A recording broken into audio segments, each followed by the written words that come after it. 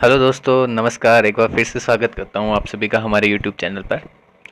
जो आप न्यूज़ पढ़ रहे हैं वो बिल्कुल सही है। यूएसए के स्टेट डिपार्टमेंट ने ये क्लेम किया है कि चाइना बहुत से छोटे छोटे स्मॉल न्यूक्लियर टेस्ट कंडक्ट कर रहा है लोपनूर साइट पर। तो हम आज इसी पर पूरा डिस्कशन रखने वाले हैं। दोस्तों, आप सभी हमारे चैनल पर नए हैं तो चैनल को सब्सक्राइब कर लीजिए और जो नोटिफिकेशन के लिए बेल आइकन्स भी दबा सकते हैं। और आप अगर ये वीडियो पसंद आए तो उसको लाइक और शेयर ज़रूर करें। तो दोस्तों, आज हमारा जो टॉपिक है वो बिल्कुल बेस होगा इन्हीं 4-5 पॉइंट्स पे। एक तो हम इस डिपार्टमेंट की पूरी रिपोर्ट देखेंगे कि क्या है, रिपोर्ट में क्या लिखा हुआ है। ओके।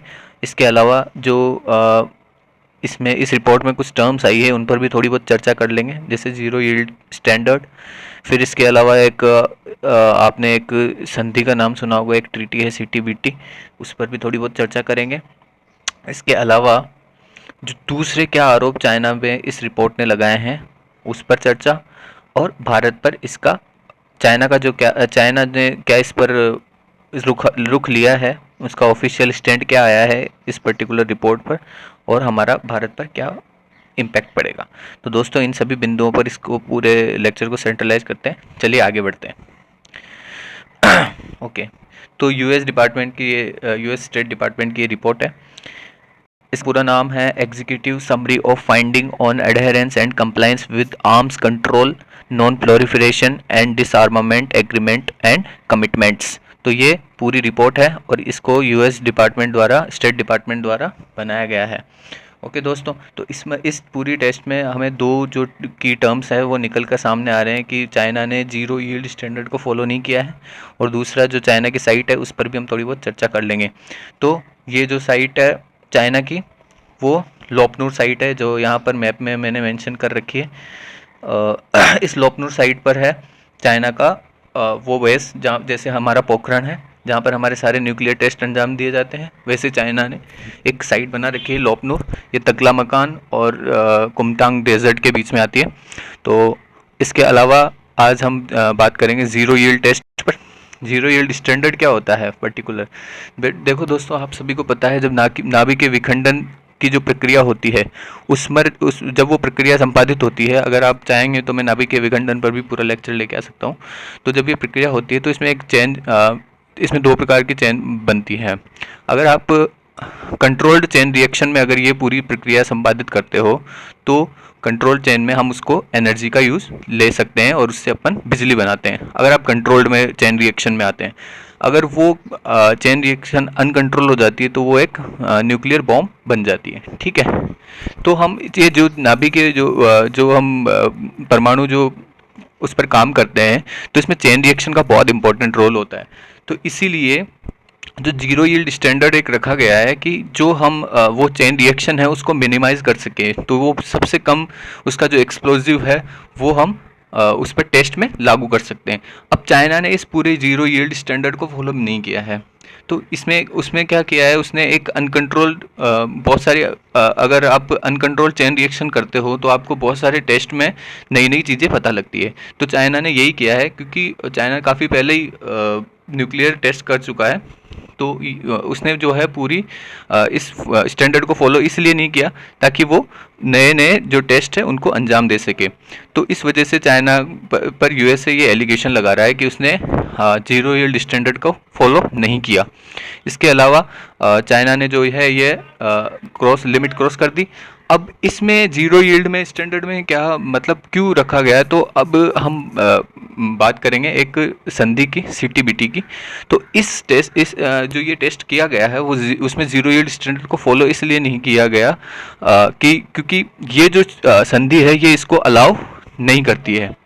मतलब ये अगर इसकी लिमिट क्रॉस करते हो आप तो ये जो संधि है ये इसको अलाउ नहीं करती है। तो अपन देखते हैं इस संधि के बारे में भी थोड़ा बहुत, और इसने क्या किया, क्या क्या कहा है पर्टिकुलर इसके लिए। ओके, सीटीबीटी क्या होती है दोस्तों, आपने सुना ही होगा पहले भी इस संधि का नाम, comprehensive nuclear test ban treaty. तो ये है व्यापक परीक्षण प्रतिबंध संधि। आपको एक एनपीटी संधि के बारे में भी थोड़ा पता होना चाहिए।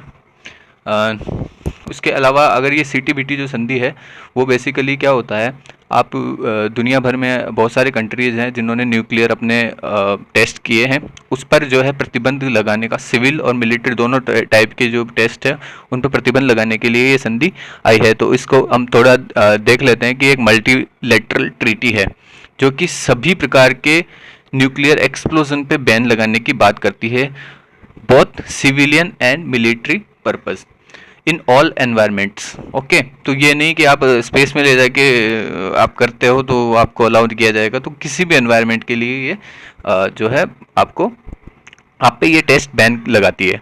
ठीक है, यूनाइटेड नेशन जनरल असेंबली द्वारा ये अडॉप्ट की गई थी 96 में, और 8 स्पेसिफिक कंट्री है जिन्होंने इसको रेटिफाई नहीं किया है, बाकी दुनिया के बहुत सारे देशों ने इसको अपना लिया है।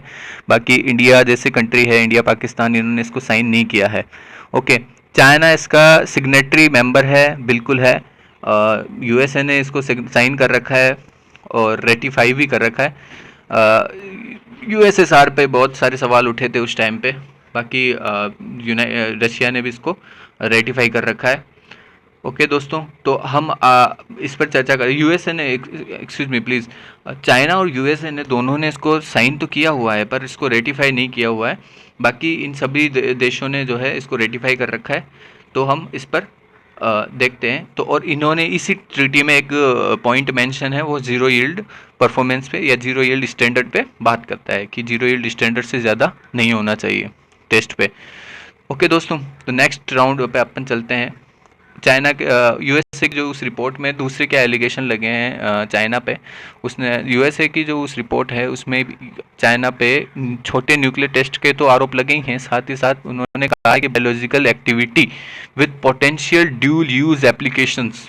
तो इस पर बड़ा आरोप ये भी लगाया है कि जो ड्यूल यूज टेक्नोलॉजी है उस पर भी चाइना काम कर रहा है, और बायोलॉजिकल एक्टिविटी के जितने भी वो पहले जो टेस्ट कर रहा था उस पर उन्होंने बैन लगा दिया होगा, ये तथ्य भी अभी तक सत्य हैं, इस पर भी कुछ कहा नहीं जा सकता। तो चाइना पर इस प्रकार के बहुत सारे एलिगेशन यूएसए की वो रिपोर्ट लगाती है। ठीक है, इसके अलावा हम बात करेंगे कि बायोलॉजिकल एक्टिविटीज़ के लिए भी कोई कन्वेंशन है क्या? बिल्कुल है, कन्वेंशन ऑन बायोलॉजिकल वेपन्स 1972। ये जो कन्वेंशन है बहुत सारी सीरीज ऑफ कन्वेंशन के बाद ये है फोर्स में आया है। काफ़ी देश, सारे देश लगभग इसके सिग्नेटरी है। इंडिया भी इसका इंडिया ने भी इस पर साइन कर रखा है, और इवन इंडिया ने इसको रेटिफाई भी कर रखा है, पर चाइना ने अभी रेटिफाई नहीं किया है। बाकी ऑस्ट्रेलिया, यूएसए, रशिया, सब बड़े बड़े देशों ने इसको साइन कर रखा है और रेटिफाई भी कर रखा है। ओके दोस्तों, तो इसके अलावा भी ये अगर अपन देखते हैं इस ऐसे आर्म्स अगर बनाते हैं तो उसके लिए दो टाइप के कन्वेंशन है। एक ऑस्ट्रेलिया ग्रुप है, एक वासेनार ग्रुप है। Australia group basically biological weapons और इनके जो एक्सपोर्ट है, इंपोर्ट है, उसको कंट्रोल करता है, ड्यूल यूज ऑफ टेक्नोलॉजी।